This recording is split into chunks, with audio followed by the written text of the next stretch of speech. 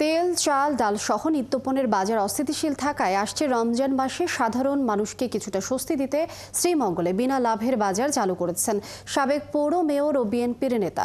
তিনি বলছেন, পণ্যের বাজারে নৈরাজ্য ও সিন্ডিকেট ঠেকাতেই এই বাজার চালু করা হয়েছে। আহমেদ ফারুক মিল্লাদের তথ্য ছবিতে প্রতিবেদন। সোমবার সকালে শ্রীমঙ্গলের গদার বাজারে বিনা লাভের বাজার উদ্বোধন করেন সাবেক পৌর মেয়র ও বিএনপির সাবেক সভাপতি মহসিন মিয়া মধু। তিনি জানান, বিএনপির ভারপ্রাপ্ত চেয়ারম্যান তারেক রহমানের আহ্বানে এর আগেও নিজ উদ্যোগে এমন বাজার চালু করেছিলেন। সামনের রমজানে কেনাকাটায় মানুষকে কিছুটা স্বস্তি দিতে আবারও বাজারটি চালু করেছেন। সিন্ডিকেট যেটা আছে, এই সিন্ডিকেট ভাঙার জন্য ইতিমধ্যে আমি অনেক সুফল পাইছি।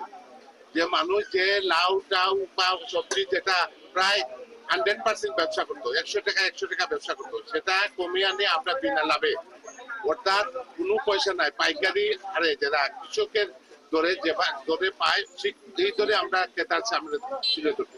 বিক্রেতারা জানান, চাল, ডাল, তেল থেকে শুরু করে মাছ, মাংস, সবজি ও বেকারি পণ্য এখানে বাজার মূল্য থেকে কেজিতে 5 থেকে 10 টাকা কমে বিক্রি করা হচ্ছে। তো রমজান মাস উপলক্ষে যারা কিনতে পারে না, বেশি টাকা দিয়ে কিনতে পারে না, গরিব দুঃখী মা বোনেরা এবং বাইরে এখান থেকে কিনতে পারবেন। আর এখানে সবগুলো আইটেম পাবেন আপনারা অনলি মাত্র প্রোডাকশন কস্টে। আমাদের বিনা লাভের বিক্রি এখানে সর্বোচ্চ কম রেটে আমরা এখানে রূপজা সরবরাহ করছি। আসন্ন রমজান মাসকে সামনে রেখে এমন উদ্যোগে খুশি সাধারণ মানুষ। এই যে কম দাম থাকলে সবাই ভালোভাবে চলতে পারে, বাজার থেকে কিছুটা কম পাইছে তো ভালো লাগে। সম্পূর্ণ দামে অনেক কম, এখানে বাজারে রসুন 140 টাকা, এখানে 120 টাকা।